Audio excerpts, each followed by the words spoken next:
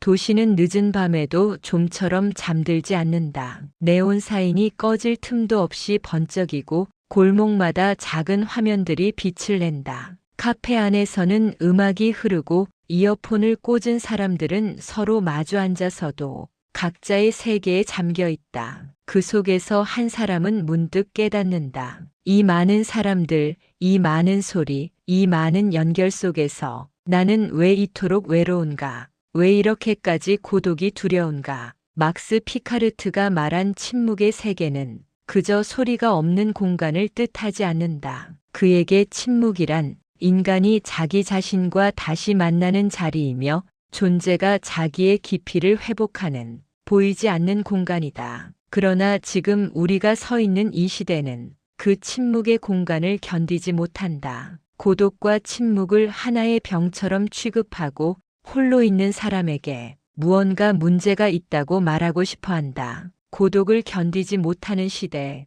그것은 곧 자기 자신을 견디지 못하는 시대이다. 피카르트는 이렇게 말하는 듯하다. 인간이 침묵을 잃을 때 그의 고독은 더 이상 성숙의 시간이 되지 못하고 단지 견딜 수 없는 공허가 되어버린다고. 현대의 인간은 침묵을 마주하기 전에 먼저 손을 뻗는다. 리모컨으로, 스마트폰으로, 화면 쪽으로 조용한 방 안에 혼자 앉아 있을 때 그 침묵이, 그 고요가 곧바로 불안과 공허로 바뀌는 이유는 침묵 그 자체 때문이 아니다. 그 침묵 속에서 자기 자신이 너무 또렷하게 드러나기 때문이다. 고독과 함께 찾아오는 침묵은 우리에게 한 가지 질문을 던진다. 너는 누구인가? 이 질문 앞에서 답을 찾지 못할 때 인간은 불안해진다. 그래서 우리는 침묵을 피하려고 한다. 소음을 만든다. 말을 늘어놓고 메시지를 보내고 알림을 확인하고 영상을 재생한다. 피카르트가 바라본 현대인은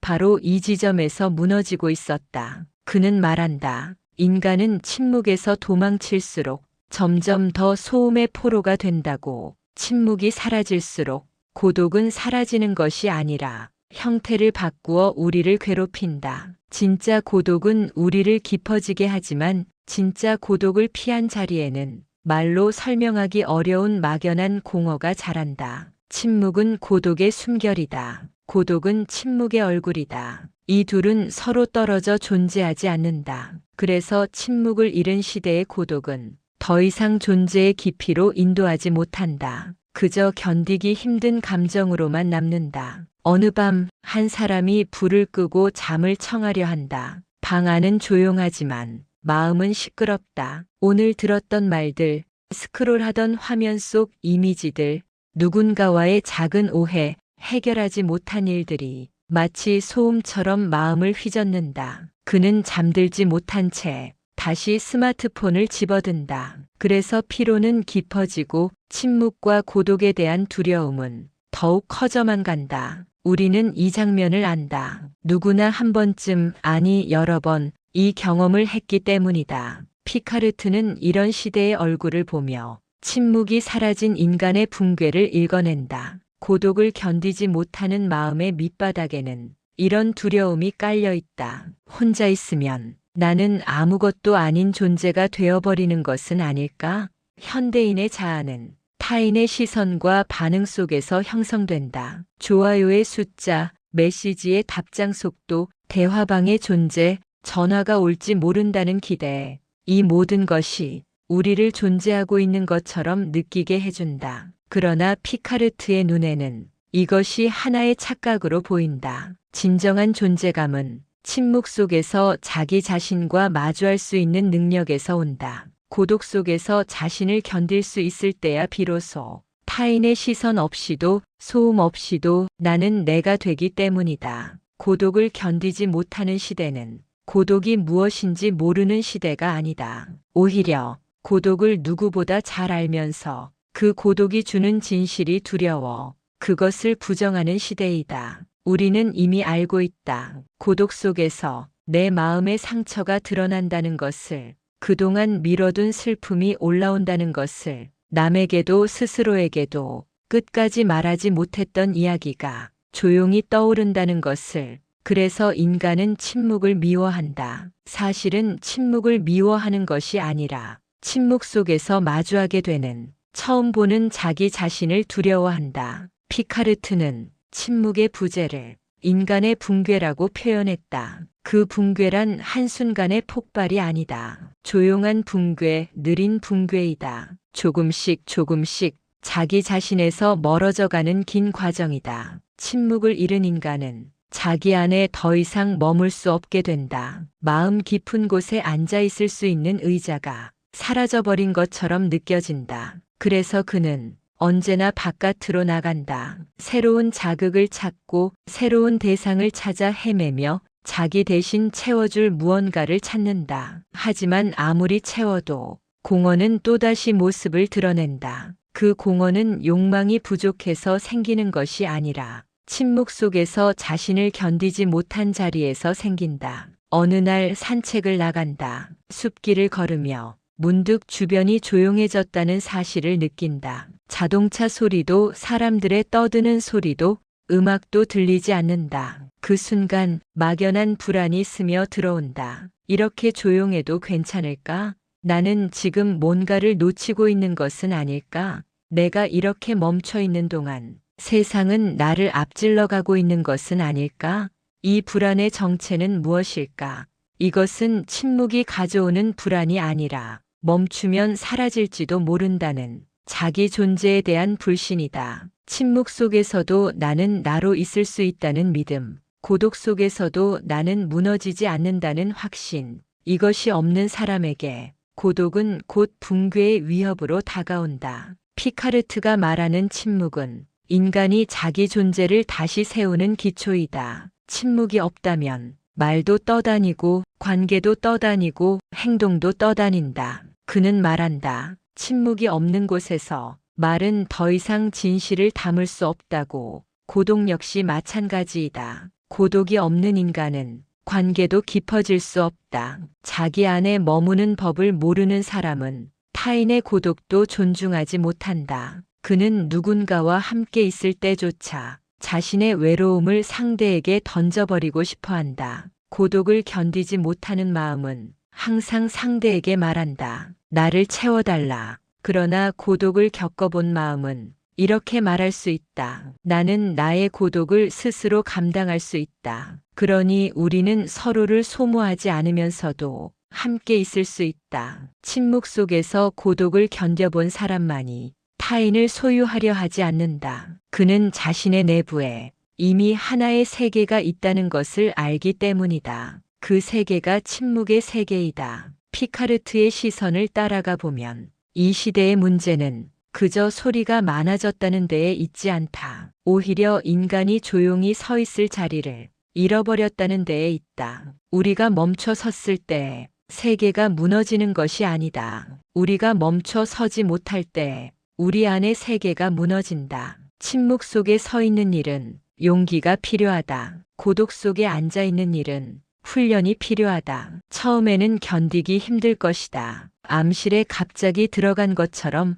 아무것도 보이지 않는 것 같고 어디로 가야 할지 알 수 없을 것이다. 그러나 시간이 지나면 점차 다른 빛이 보이기 시작한다. 빛이라고 말하기에도 애매한 어딘가에서 스며 나오는 미묘한 밝음. 그것은 밖에서 들어오는 빛이 아니라 안에서 일어나는 변화이다. 고독을 견딜 수 없는 시대를 사는 우리는 이 변화를 두려워한다. 안에서 일어나는 변화는 겉으로 보이는 성취와 다르게 숫자로 계산되지 않기 때문이다. 그래서 우리는 계산 가능한 것들에만 유혹된다. 그러나 피카르트에게 인간의 진정한 변화는 침묵 속에서 일어난다. 말이 멈추고 설명이 멈추고 합리화가 멈추고 핑계가 멈춘 자리에서 인간은 비로소 자기 존재와 마주한다. 침묵과 고독은 우리에게 묻는다. 너는 정말 이 삶을 너 자신의 삶이라고 부를 수 있는가?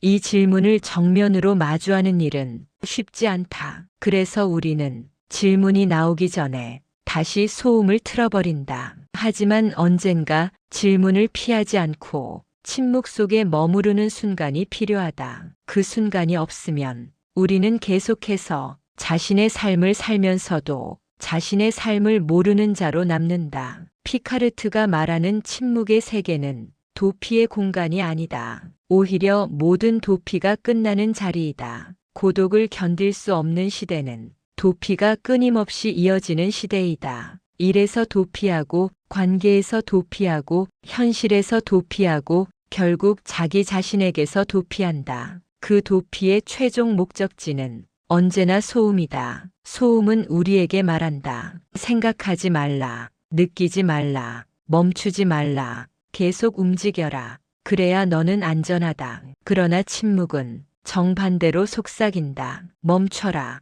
여기서, 지금, 너의 숨소리를 들어라. 너의 가슴을 느껴라. 너의 슬픔과 두려움을 내쫓지 말고 바라보라. 이 속삭임이 들리기 시작하는 순간 인간의 붕괴는 멈추기 시작한다. 고독을 견딜 수 없는 시대는 고독이 얼마나 큰 선물인지 모르는 시대다. 우리가 혼자 있는 시간은 버려진 시간이 아니라 깊어지는 시간이다. 침묵 속에서 여러 질문이 떠오를 것이다. 잘 살았는가? 내가 원하는 삶을 살고 있는가? 누군가를 진심으로 사랑한 적 있는가? 나 자신을 소중히 여긴 적은 있는가? 그 질문들 앞에서 우리는 멈칫할 수밖에 없다. 그 멈칫거림이 바로 침묵이 우리에게 건네는 선물이다. 고독을 견디지 못하는 마음은 질문을 미룬다. 그러나 질문을 미룬다고 해서 질문이 사라지는 것은 아니다. 그 질문은 마음 깊은 곳에서 언젠가 다시 떠오른다. 그리고 그때는 더 큰 불안과 함께 떠오를 수 있다. 그래서 고독을 조금씩 견디는 연습이 필요하다. 침묵 속에 잠시 머무는 습관이 필요하다. 하루에 몇 분이라도 아무것도 틀지 않고 아무에게도 메시지를 보내지 않고 그저 앉아서 자기 자신과 함께 있는 시간. 그 시간은 겉으로 보기에는 아무 일도 일어나지 않는 시간처럼 보인다. 하지만 실은 우리 존재의 가장 깊은 곳에서 아주 중요한 일이 일어나고 있다. 우리 안에 있던 분열이 조금씩 줄어든다. 바깥에서 보는 나와 안에서 느끼는 내가 조금씩 가까워진다. 이것이 바로 붕괴하고 있던 자아가 다시 하나로 모이는 과정이다. 피카르트가 말한 침묵의 부재는 단지 외부 환경의 소음만을 뜻하지 않는다. 우리 내면의 세계가 끊임없는 자기 소음으로 가득 차 있는 상태, 즉 자기와의 대화가 아니라 자기 비난과 자기 부정, 막연한 불안과 흩어진 생각들로 가득 차 있는 상태를 가리킨다. 침묵이 돌아오려면 우리는 무엇보다도 자기 자신을 향한 태도를 바꾸어야 한다. 고독 속에 있는 나를 불쌍하게 여기지 말고 부정적으로 평가하지 말고 그저 있는 그대로 바라봐야 한다. 누군가 방 안에 홀로 앉아 있다고 해서 그가 실패한 것이 아니다. 침묵 속에 있다고 해서 그가 뒤처진 것이 아니다. 오히려 그 순간은 세상 어디에서도 살 수 없는 특별한 시간을 살고 있는 것이다. 철학자는 고독을 두려워하지 않는 사람이다. 그러나 철학자가 아니어도 누구나 고독을 견디는 법을 배울 수 있다. 침묵 속에 머문다는 것은 결국 자기 존재를 믿는 연습이다. 나는 무언가를 하지 않아도 가치를 잃지 않는다는 것, 누가 나를 바라보지 않아도 사라지지 않는다는 것, 누군가가 나를 채워주지 않아도 내 안에 이미 충분한 것이 있다는 것, 이 믿음이 자라날 때 고독은 더 이상 붕괴의 예고장이 아니다. 그것은 오히려 존재의 탄생을 알리는 조용한 종소리이다. 고독을 견딜 수 없는 시대에 피카르트의 침묵 사유는 잠잠한 저항이다. 소음의 바다 한가운데서 조용히 서 있는 한 사람을 보여준다. 그 사람은 더 이상 고독을 두려워하지 않는다. 왜냐하면 그 고독이 자신을 파괴하는 어둠이 아니라 자신을 지켜주는 밤이라는 것을 알기 때문이다. 고독은 우리를 우리 자신에게로 데려다 준다. 침묵은 그 길을 밝히는 보이지 않는 등불이다. 침묵의 세계를 향한 이 사유는 우리에게 이렇게 묻는다. 당신은 고독을 견딜 수 있는가? 당신은 침묵 속에 잠시 머물 수 있는가? 만약 그렇다면 당신은 이미 이 시대가 잃어버린 어떤 중요한 것을 다시 찾아가고 있는 것이다. 고독을 견딜 수 없는 시대에 고독을 견디는 연습을 시작하는 것, 그것이 바로 붕괴하고 있던 인간이 다시 자기 자신을 세우는 아주 작은 그러나 결정적인 첫걸음이다.